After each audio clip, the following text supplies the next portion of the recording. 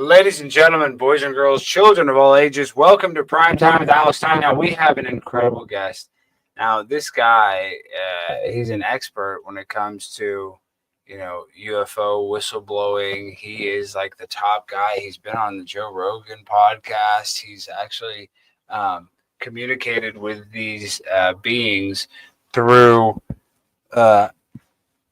telepathically. Telekinesis, is that the same thing? I'm not sure, but we're going to get into it. And I believe he's right here with all that. Is Jason, are you there, my friend? Jason, are you there? Yep, I'm here.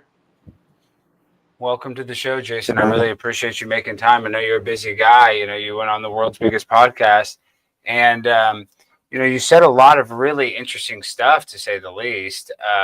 And of that stuff that really resonated in 1994, you interacted and you were telepathically molested, I guess, by this being or whatever. I mean, I don't know, how else would you describe it? They just entered your brain and started speaking with you, basically. Well, yes. I was going up to the Nellis test range on that day. But yes, it was both an audible conversation in a language I didn't know, and telepathically I could understand everything. So it was a communication from me to the entity that I met on the range. Wow. And what did they say? Like, what was the communication, like of what you could understand? Well, he was in trouble. The craft that he was in and piloting was actually there the week before. The videos have been out there about the Nellis test range UFO incident of 1994 has been out there on the internet for quite a while now. But the following week, I actually met the pilot on that day. The thing was around October, very cold day, very windy day. So that's when I had my encounter. But he seemed to be in trouble. He was interested in trying to find a type of material, which I think he mentioned was tantalum. And apparently a lot of my friends were saying that that's a special element that is a byproduct of like nuclear fission or something like that. And I didn't have any, so I didn't know what else to do other than to point him in the direction of, well, Dreamland is up that way. They got a lot of exotic materials there. Maybe they've got it, but he got very upset, and he did not like that idea. He actually referred to them as barbarians. And the military, right? He said they're killers or something. I remember you said, yeah, he said like that. And this is a pale blue. Is that, how do you describe it? So how would you describe? Is it a tall white, pale blue? Because can you give us a lot of people don't know this information, or they've never even looked into it. They've never looked into UFOs and alien encounters. There's different ones, right? There's good ones allegedly, and there's ones that actually kind of want to help humans, right. And so can you kind of give us, I guess, who you spoke to and how that alien is different than other alien species in a general fashion? Yes. From what I understand, tall whites kind of look a lot like us in many ways. I think after they've aged a while, they tend to get to be much taller than us, like 7 or 8 feet, and that's why they're called tall whites. And the gentleman that I ended up, or the entity I ended up meeting, also had military uniforms on. So I thought he'd maybe been in some kind of altercation, and he actually had his craft maybe shot at, and that's why his craft was not working right, and that's why he was wanting the materials. So yes, those were all things on my mind as I was encountering this being. But he had eyes that were too large for it to be normal. They're about twice as large as mine. The corner of the eye was more towards the temple because of that. And his ears were conformed to his head, and he had no hair. And he had this very white albino-like skin that had a blue tint to it, like, just like we would if we were suffering from hypothermia. That's what it reminded me of. And that's what got me out of the car anyways. When he was coming towards the vehicle, I thought he was suffering from hypothermia, but it ended up he was perfectly okay. But he did want to get his ship or his craft repaired. So that's how it went. This is probably not like a correct representation. I just typed in, what should I type in on Google you think that would make it come up? Maybe if you type my name and the alien, there's been a few postings of the three-dimensional picture that somebody made a rendering of based on my artwork from that encounter. Let me actually take it down because I don't want, Lord forbid, it shows some sort of half naked picture of an alien or something.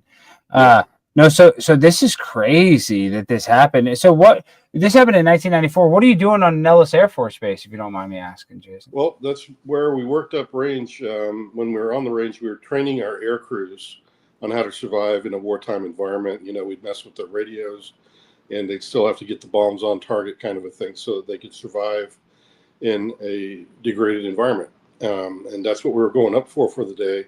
And yet we had this encounter on the way into work, and it was a very, very strange day. And like I said, it was the previous week. I knew some of the people that I worked with had seen this same craft coming onto the range the previous Friday, and they were very excited. But many of the people just don't want to talk nowadays. I guess they're holding clearances, and they're kind of scared that they'll lose their clearances. Yeah, do you think Anna Paulina Luna is supposedly going to do all this disclosure and stuff? Do you think that that's all a bunch of BS, or do you think we'll actually get some information about these extraterrestrials? Yes, I believe it's a very good step in the right direction. As you know, disclosure is a word that we use, but it's actually a complex process because within the realms of classified information, they're going to have to do some declassification of some of the things that have been going on inside the program. It's like they can readily admit it's totally unclassified. I've never known anybody to have reported that believing in the fact that we're not alone is something that is totally unclassified. It's there for everybody to believe or not believe. The only place where you end up with the troubling classified information is when you talk about weapon systems that are built off of like exotic materials and technologies, and those are the things that need to be kept quiet. So that's pretty much the reason why I think we can get to a better spot if the program could actually come forward with the fact that we're not alone. And I think Luna is going to be a big part of that. Hopefully, it'll open up the door that we can declassify at least the fact that yes, we're not alone. There are other beings that exist or coexist with us. I'm not an expert on where they all come from, but I know people have told me that they're interdimensional and that there are other types. I only happen to know of or met like 3 different types in my lifetime, some in my childhood, some just after I was outside of the program, and some while I was in the program, I also got knowledge of. And this is going to sound crazy. I am a little crazy, though, but like I've been watching these athletes lately. And you look at like Steph Curry, like he's not like the biggest guy, but he's just like so good at putting the ball in the hoop. And you see like Luka Doncic, like he's like kind of out of shape. The Mavericks just traded him; it was terrible. But, like he's just like so good at, like he just has that hand-eye coordination.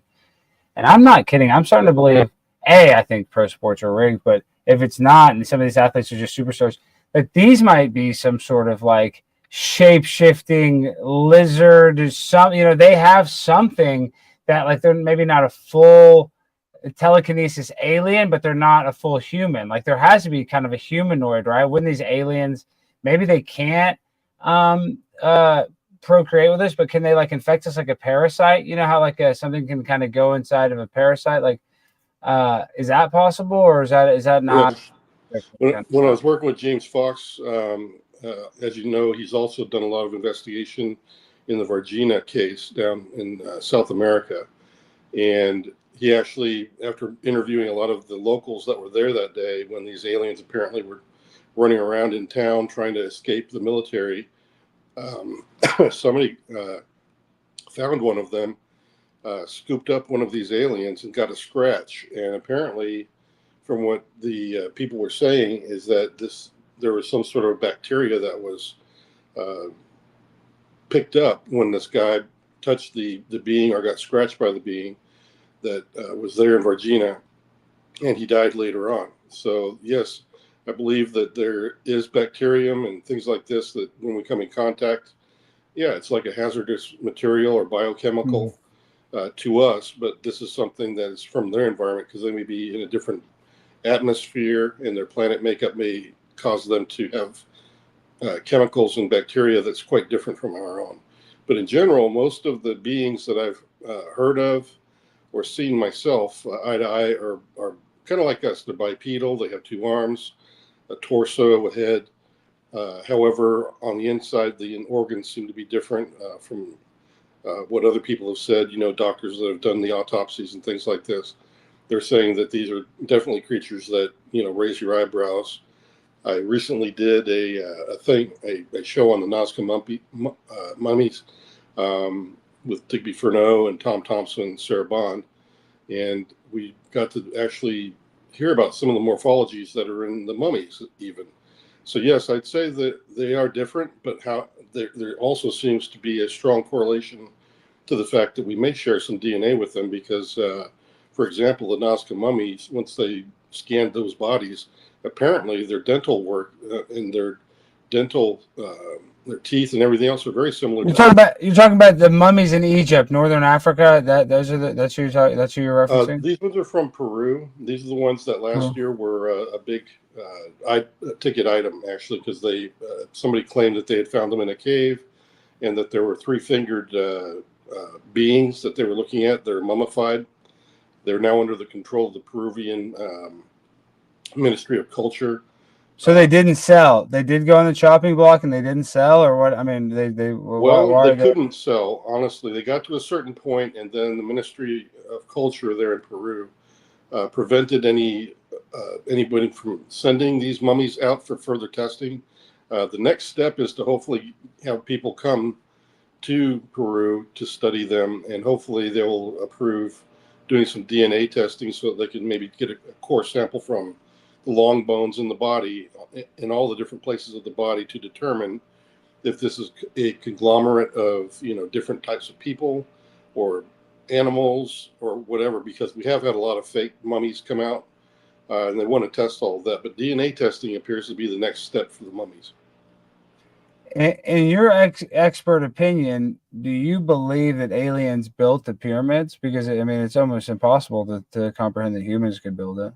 I honestly feel like we may have just misinterpreted maybe what there is going on there. There is evidence also in Egypt of tooling, high-powered. What is that? Oh, power tools, tooling. Yes, you're saying. Yes, like drill bit type. Yeah, I get it. Yeah. Inside of these holes and things, and I think that's within our ingenuity.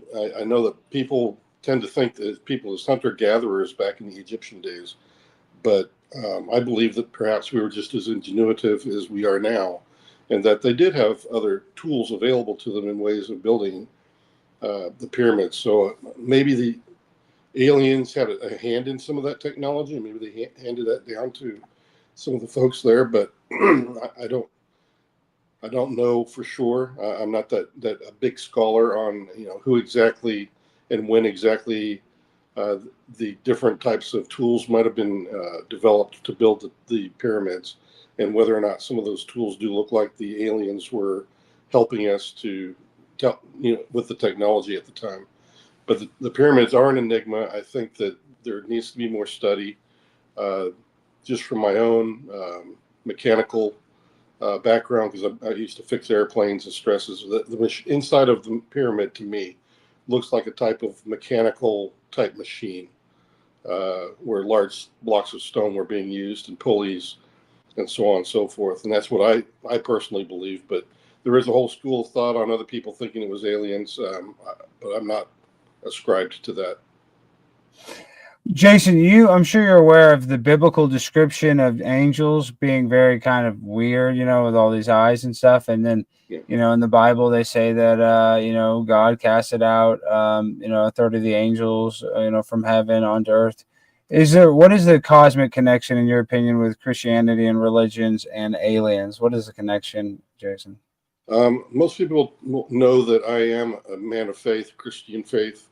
I've actually not experienced anything that goes against what the Bible says. The Bible does describe angels, types of angels, cherubim, seraphim, and on and on. So we aren't the only created beings if you are a person of faith.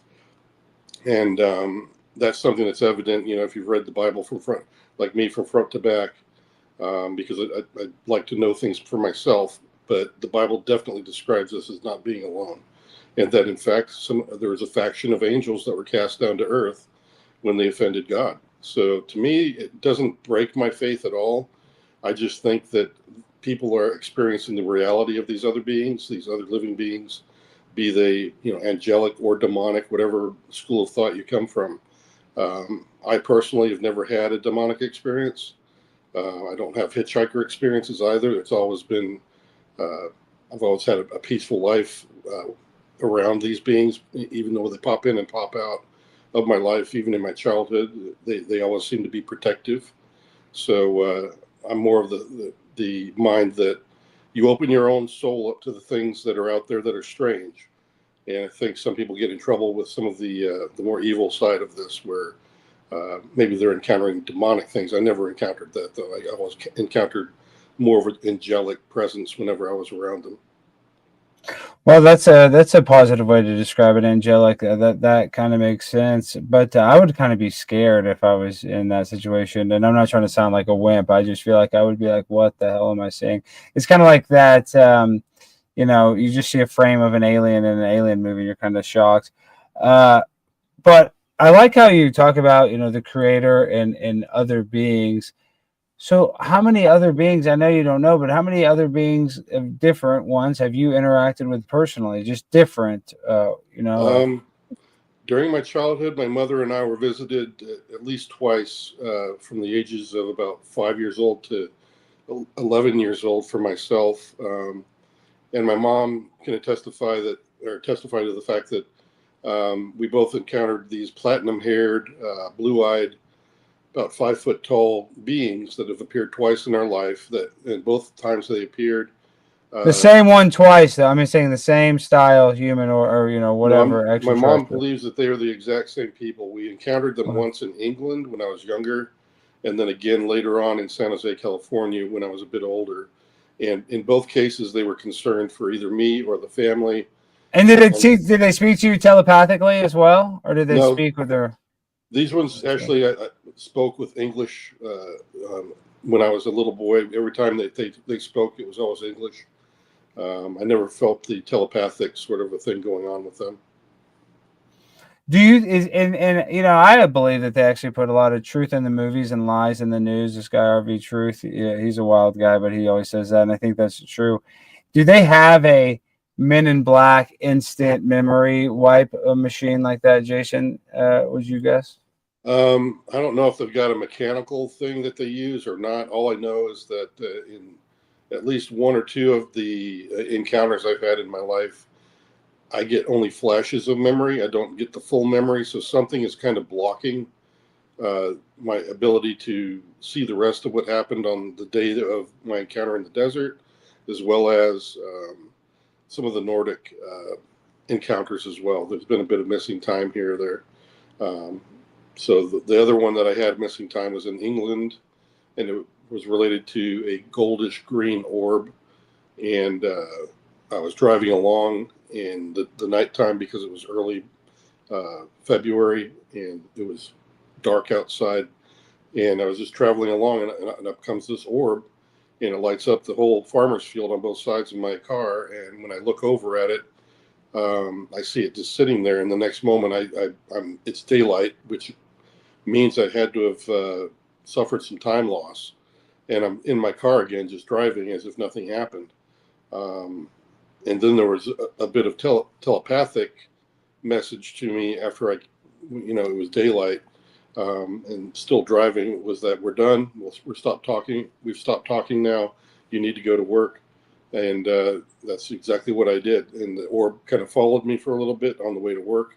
But I don't know what happened with that 20 or 30 minutes between the darkness and the light, but I can't account for that because it usually took me about 45 minutes to drive to work when I was in England. And at that time of year, it was very dark until I got most of the way into work. And then it got light. So at least 20 or 30 minutes had passed, and I have no idea what happened. So there's some missing time there, and I don't recall what was there. But I do recall in that instant in instance in England that there was I was crying. My cheek, I felt something cold. I wiped it, and I'm like, why am I crying?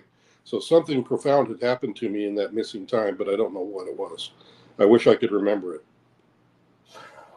What do you think makes you special like that you can kind of lift the veil on like a normal person? Like why do you feel like you've had so many more encounters than a normal person? Like why have they well why has this always kind of gravitated towards you, Jason? I don't know. I'm actually exploring that myself. Some of the other people that have had similar encounters, they say that there are some common threads that they are starting to track now. It appears that Native Americans or tribes can also have a lot of these kind of experiences, which I do have Native American blood in me from my father's side of the family. And also, they say that another common thing or common thread with experiencers is abuse as a child or trauma, being part of the family group, and that this somehow opens up a part of the mind when a child or somebody goes into survival mode. It changes their physiology in their brain, and somehow they are more susceptible to these sorts of things. And I can't explain it myself. I'm just kind of gathering the data, but those are the two theories people have been telling me about, especially from the abductees category. So that's kind of what I'm going down the rabbit trail on, but I don't have a conclusive, scientific data or proof that this is how it happens, and that only Native Americans or you've had trouble in your childhood or suffered some kind of trauma. I'm not quite sure if I'm sold completely on that idea, but there seems to be some correlation from some of the things that people are telling me. Wow, from how I understand it, and correct me if I'm wrong, there's good aliens, there's bad aliens, and that some aliens have our best interests and some don't. And are we at an existential threat of our life actually ceasing to exist on this planet, or have past civilizations, succumbed to maybe alien attacks? In your opinion, Jason, is that why the timeline? I don't believe the timeline's correct. However, whether they think the Earth is young or old, I still don't think that the timeline of our history is correct. I believe so as well, that we need to do more work and stop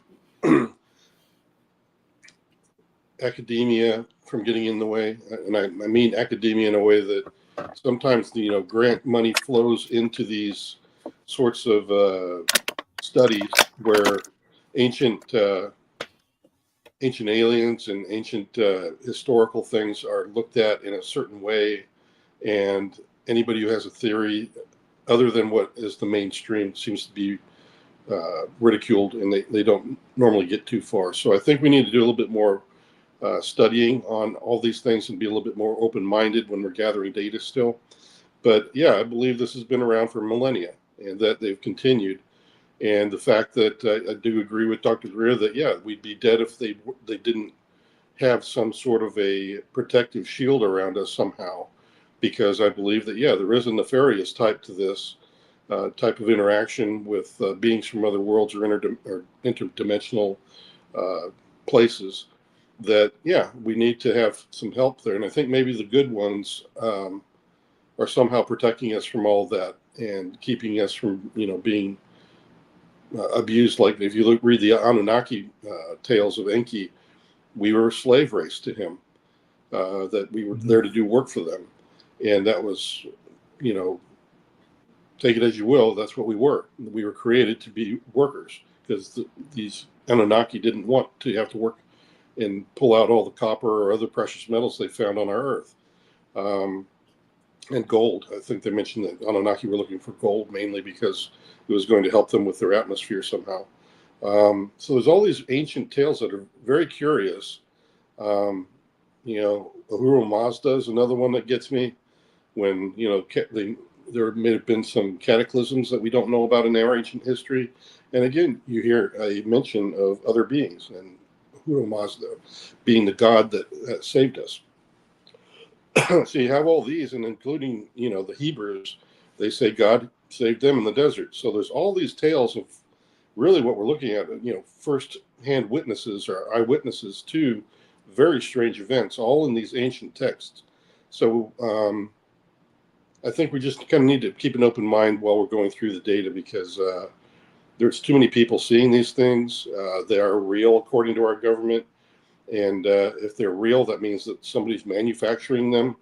That means that there's a civilization that's capable of manufacturing these highly technological craft. And that's been admitted by the government. They don't know who they are. And then who on earth are they? We've already, kind of determined that it's not China, it's not Russia, and it's not us. Then who on earth are we talking about? Who is this other civilization? And that really should pique everybody's curiosity, at least. And that's the way I feel about it. You know, what do you think about flight MH370? Disappearing. You watch that footage; it just disappears out of nowhere. What do you think? What's your opinion on all that? Um, I've seen a lot of great analysis on that video, and I don't think they found some very interesting things that might debunk the video, because there seems to be a little skip in part of the video.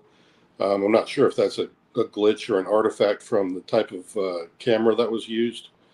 But other than that, there's been a lot of evidence to prove that, yeah, that something strange happened to that flight. And I think that we're not done investigating that. There still hasn't been wreckage in the types and quantities that people were hoping. And usually you can find that stuff when a plane goes down. So either that plane totally disintegrated, or something like the UFO things did zap them right out of our time zone or something, and took that flight somewhere else. And for what purpose, I really don't know. I've heard that the manifest from the people that were on board, that there was a number of Chinese scientists maybe that might have been on there, and other nations have claimed the same, that there are some people that on there that kind of were into sort of the unexplained sort of things, and perhaps they were taken because of that. I don't know. All these theories are still that. They are theories. And as I said, I'm on the fence as long as the data keeps coming in, and there seems to be an argument for the fact that this is something that looks like it might have been a disappearance rather than a plane crash. Yeah, I'm all ears, and I think everybody else should have an open mind to that as well, because I don't think that the things that people are claiming as being debunking are quite as solid as people give them credit for. It's easy to come up with a debunking thing over one tiny little aspect of an artifact inside a video, and I think that's what they're holding to try to debunk the video. Other than that, it looks very legit. Well, you talk about how you've seen a lot of alien aircrafts, and if I'm being honest, I look at the modern day plane, and everybody's throwing a paper airplane. I understand like lift and drag, and I understand like flight a little bit. I'm not an engineer, but I fly all the time, and I'm like, still, how the hell does this work? You got these huge big engines hang on these little planes, and they say that in the wings of the planes, that there's a swimming pool worth of fuel in it, and the way it's like piped in, you're like, that doesn't even look right. Even though, I know the wings are extremely long. They're a little longer than they are, I guess front ways. I think they have to be. But my point is, I'm like, how the hell does this machine fly? That is like literally a spacecraft. And I think that that's some sort of alien technology. And so, like, did they give us this technology? Say, hey, you can travel around? Because plane technology, I mean, maybe it is to them an antique and not that technologically advanced, but it really hasn't changed that much. It really and truly, like, it's kind of there. And a matter of fact, the planestorm is getting worse now with the new computers that they're putting in, like the new Boeing plane. So, like, we're getting less good at engineering these crafts. So, like, do you think that the modern day planes we use today could have some sort of alien origin? I think that there's good reason to believe that, because I've heard some of the scientists that have done like spectrum analysis on some of the videos that are really good, and they can actually see the outer edges of some of these orbs, especially. They seem to be emitting energies that appear to have like a little bit of a black trace of energies being projected at certain angles, depending on what direction these objects are flying. So if you take that into context, that there actually are detectable plasmas through spectrum analysis, that something on board these craft is very different from our standard gasoline type engines and things like this. So they're probably, I would say that from my mission time that, yeah, we were probably working with 0 point energies. Now, whether the aliens were helping with that technology, I doubt that. Most of the calls that I got from laboratory environments, and in one very particular, it mentioned that humans weren't even allowed in the labs whenever the tall whites or grays were present. And the tall whites and the grays did not want to touch the weapon system itself. They would only help with sundry items. So it's not like a free-for-all technical exchange, at least from what I gathered as an analyst for the program. And that's the way it went. So it was a tenuous or very controlled or managed laboratory environment kind of a thing that I found that was the standard, is that these aliens don't like to give us technology. They are only willing to help on things that they think are very innocuous, where we won't help ourselves to hurt ourselves and create weapons of mass destruction. I think they find that abhorrent, but yet there is some interface. I think there's some reasons for that the aliens are working with the military. Perhaps there's an agreement of some kind, but it's not something that they are wanting to trade technologies over. I think they're more into helping us to figure out who we are and how we need to, be more focused on ourselves rather than the technologies, because they are very, very controlled in the environments, and they don't want us to have all of the same things that they do, according to what I heard on mission while I was in the Legacy program. So when it comes like Area 51 and these different species of extraterrestrials, who is the contact point for them? Like, how does an extraterrestrial contact like the world? I mean, how does that, in the history and the stories that you hear, like, how does that communication even open up? Well, I think it did happen earlier in the 1930s, 1940s. I think that's when they said that Men in Black came around, right? Like in the 30s, like guys would go up to places in black suits that weren't CIA or anything. Yes, and the Men in Black, to me, I don't know who they are. I know they act very strange. They do seem to be humans, but some of them appear to be almost avatars at times, like they're possessed by something else. Have you seen a Man in Black before? Is that what you're saying? Have you seen a Man in Black, Jason? No, I've not seen them myself, but I do find them intriguing from other people's descriptions, and they just appear because they've been described a lot. They've been described a lot. There's a lot of lore of that. Yes, there's a lot of the Men in Black stories, so I'm very intrigued by it.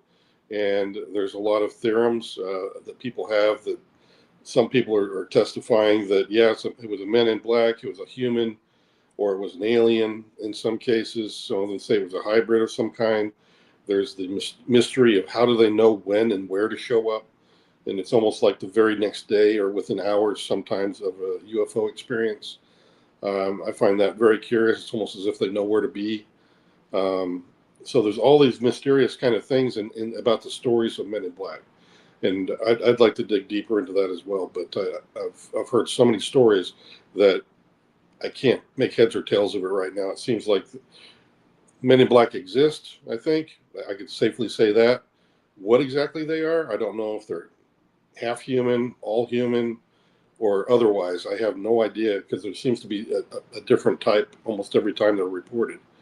I do also agree that it seems the Air Force and sometimes the Navy do show up at some people's doorsteps and tell people to shut up about their incidents, and maybe that's a good indicator that the military also has some of these craft that look like UFOs, and that they are trying to shut things down to try to keep a lid on some of the technologies and exotic power plant kind of technologies that they may be using to test right now and manufacture our own sort of UFOs. And I think even Jake Barber and some of the folks that have come forward as whistleblowers recently, he also affirms that, yes, there are some reasons to believe that all of the above are also going on, and that they do have, or we do have, some kind of technology that looks very similar to what a UFO looks like. So there's all those things that buzz around my head. There just sadly isn't enough evidence. I think we need to do a better job of gathering that kind of information. I know people are sometimes carrying their phones with them, but it takes a little bit to get the photo app to open up. And before they even do that, the UFO's already been and gone. So there's nothing to film anymore. So this is something that we have to think about, that if we're really going to gather the kinds of data we need to figure out what can we do to perhaps have sensors in different parts of the, or maybe even the private citizens can own and be part of a network of sensors that can capture this stuff in like hot zones of our country, like Arizona and Nevada and things like this, where we can actually have some more data to work with. I think the public deserves it. So, it's not just military involvement, but it's also the private sector getting involved, because these incidents are very fleeting. I mean, within seconds, if you're not ready, you're not going to capture any data whatsoever. But if you have a door camera, like a Ring door camera, if you have like a little app that you could use that would help, monitor the skies, I'm sure a lot of people would buy those. So those are just some ideas that float around my head to try to resolve all of this missing information that we need to kind of make an educated guess as to exactly what are the men in black, exactly what are the UFOs. And then we can maybe parse, this one's definitely looks like it might be ours, that we've built ourselves from reverse engineered technologies, or it's actually something that's not of this world, and hopefully we can make those kind of decisions a lot quicker and easier.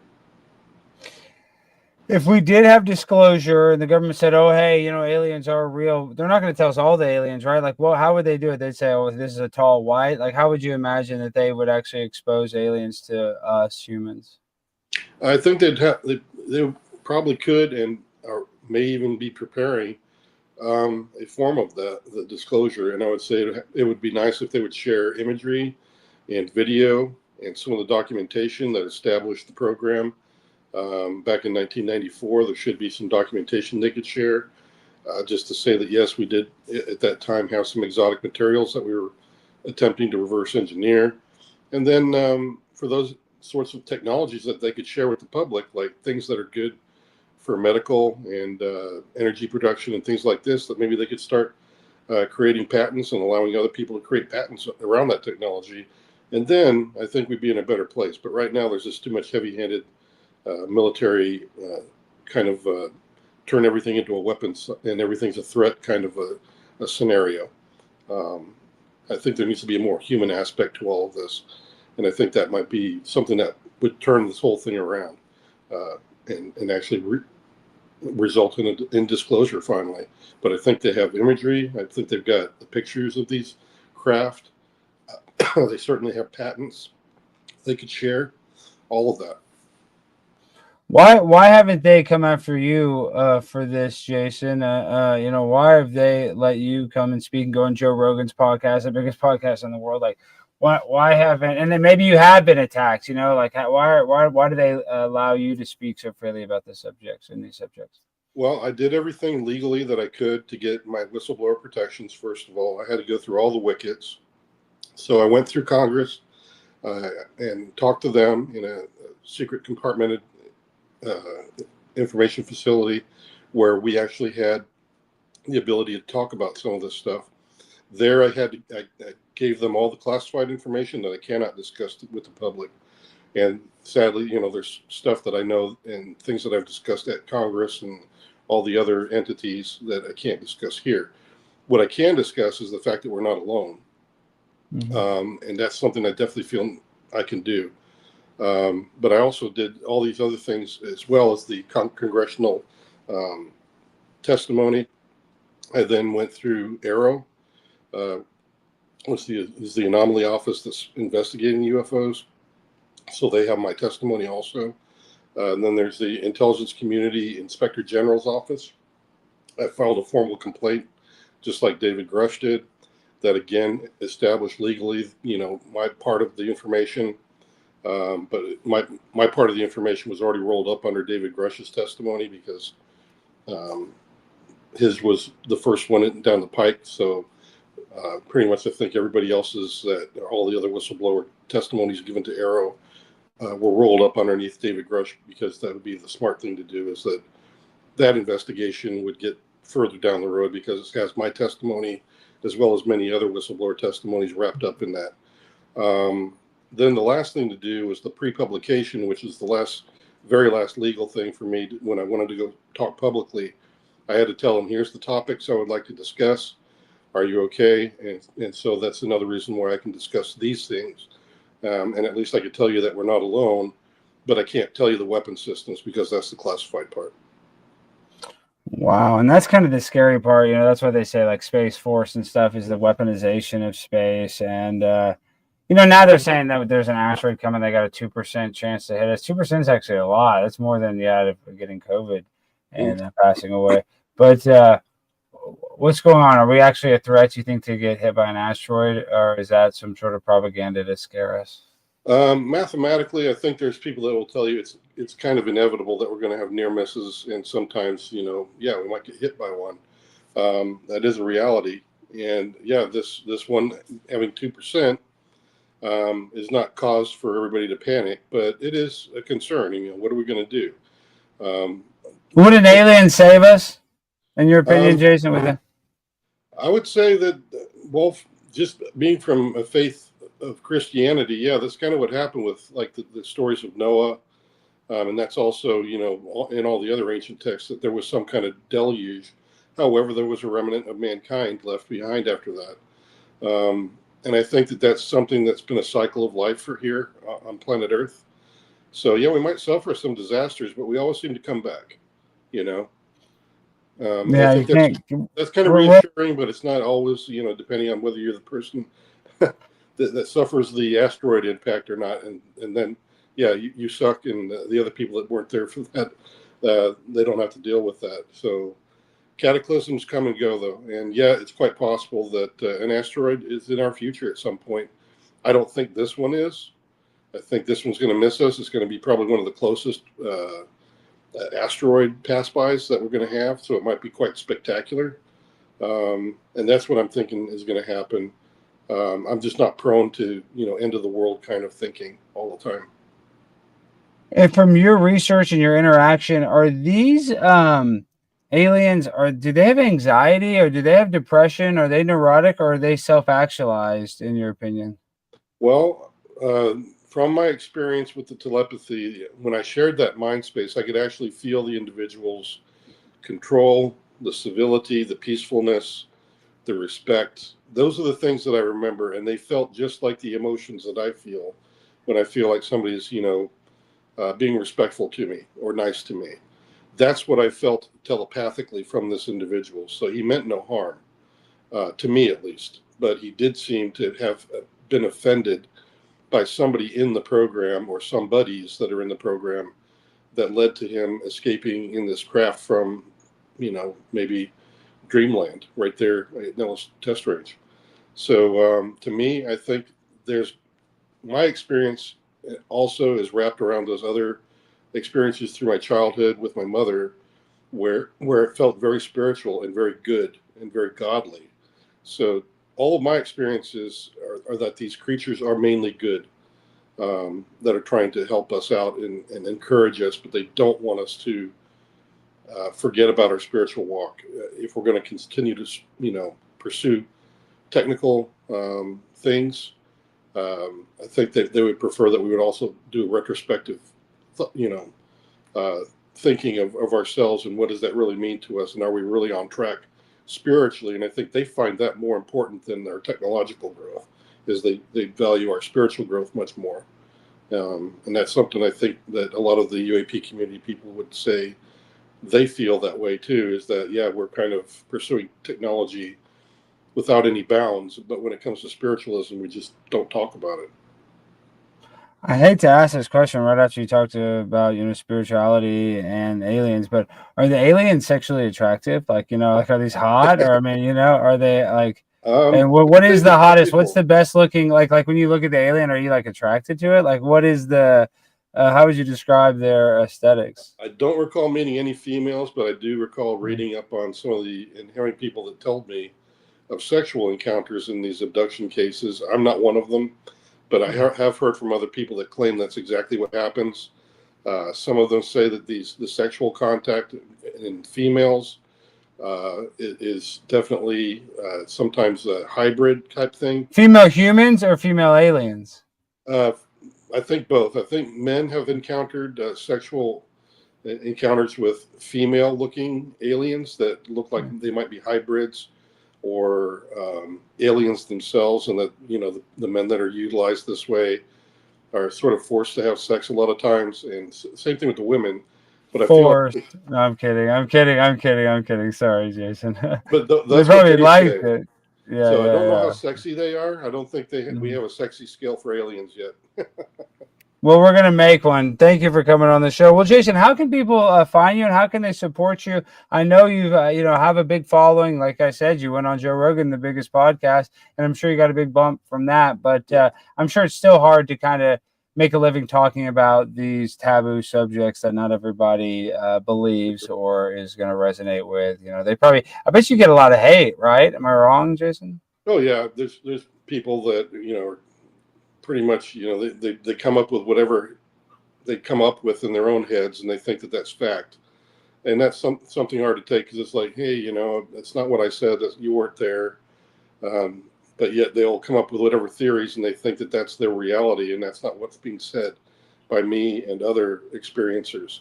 How people could help? I do have a first-hand fund that I'm trying to get off the ground to help other whistleblowers that are coming forward. I want them to know that there's a way forward, whether they want to be public or not, or anonymous. I know how to handle that. I can help them get in contact, and the First Hand Fund is going to help them also, if we can get that off the ground financially, because sometimes they may have to leave a job that they've been doing for a number of years, and they may need to have some kind of a bridge fund to help them to find the work again, or maybe they need legal help. I'd like to offer that to them as well. There's all a myriad of things that people can come out of the program that might have the same concerns I do, and several of the other whistleblowers that have already been through Congress. And if they want to join us, we can make it happen, and we can do it properly. But yeah, those are all good things that just get the word out. And the First Hand Fund and other people that are trying to help other people out in the UFO community, I would encourage them all to donate if they could, because I'm not rich by any means. I've actually been out of a job for 8 months because of my clearance problems, probably related to the UFO background I have as well. I'm sure it is connected. There has to be a connection. Yep. So yeah, it's not fun. You're right. There's been some retribution on me. David Grush, Lou Elizondo, they've suffered physical threats. I did have some close calls, and I did have my car broken into. So they're harassing me a bit too. So it's something that needs to stop. I think we're better than that as Americans. I don't think the program needs to be harassing people about that, especially if it's just something innocuous like what I'm trying to do. I'm not trying to out them for weapons. I'm outing them for the fact that they haven't told the public about the fact that we're not alone. That's really the only thing I'm asking them to do. And I think that they're maybe struggling with that. Maybe there's some kind of reason that they're hanging onto that one fact. But for all the years that I was in that program, knowledge of aliens was not classified ever, and at least not to my knowledge. So that's something that we're going to have to think about as we move towards disclosure. And I'm hoping Luna, like we were talking about earlier, that she gets some of this stuff declassified so we can talk about it openly. When I was young, I used to love to listen to this guy, Riley Martin. He used to talk all about, ancient aliens and extraterrestrials. You ever heard of Riley Martin? He used to be on Sirius XM radio. I don't know if you ever heard of him. Yeah, I think so. Yeah. He was a funny guy. I liked Howard Stern. I used to listen to Riley. Well, Jason, thank you so much for coming on here. Thank you so much for being a whistleblower, and thank you for all the help you do for whistleblowers. I think everybody needs to go support Jason. I know, these are topics that aren't easy to talk about publicly, right? You kind of have to talk about it on the internet, but I think it's admirable that Joe Rogan would have you on and that you would go on there and speak about these subjects, knowing that you're going to have a lot of backlash. So I think that's very courageous of you. And Everybody needs to go do their own research, Jason. So how would you encourage somebody that doesn't know anything about this? How would they get into UFOlogy and extraterrestrial stuff if this is their first time seeing this interview? What direction would you point them in? I would say do your research, do your due diligence. If you want to start investigating this stuff, there are great resources out there on field investigating and preserving like forensic evidence at a site that perhaps UFO activity has occurred. Those are all things that would be great resources to begin your journey, and then that'll lead to other things as well. Finding groups as well is another great way to do it. There are UFO groups that are very organized, and they do go out there and investigate. And the more the merrier sometimes. As long as you're not too crazy and all that kind of stuff, and you actually have something to contribute, those groups will accept you and help, and you can help them to investigate some of these sightings, and even landings where people are involved. But you have to know, and you have to be involved in order to know. So the UAP community has a lot of great outlets in the X platform, or Twitter. A lot of the social media on YouTube, your channel and your followers are also part of that.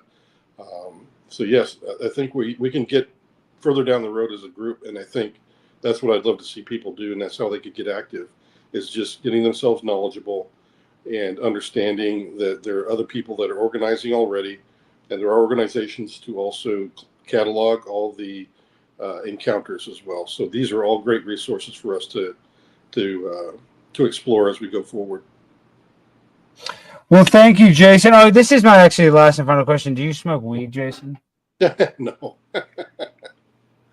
I just feel like a lot of alien people smoke weed. We're 420 friendly on this show. Thank you so much, Jason. You are the man. Everybody needs to go follow Jason, go support him, and look into all of these subjects and do their own research. Don't believe me or Jason.